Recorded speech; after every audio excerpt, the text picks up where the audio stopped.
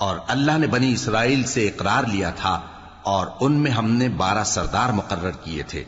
और अल्लाह ने फरमाया कि मैं तुम्हारे साथ हूं, अगर तुम नमाज पढ़ते और ज़कात देते रहोगे और मेरे पैगंबरों पर ईमान रखोगे और उनकी मदद करते रहोगे और अल्लाह को कर्ज हसन दोगे, तो मैं तुमसे तुम्हारे गुनाह दूर कर दूंगा और तुमको बहिश्तों में दाखिल करूंगा जिनके नीचे नहरें बह रही हैं। फिर जिसने उसके बाद तुम में से कुफ्र किया तो वो सीधे रास्ते से भटक गया। बस उन लोगों के अहद तोड़ देने के सबब हमने उन पर लानत की और उनके दिलों को सख्त कर दिया।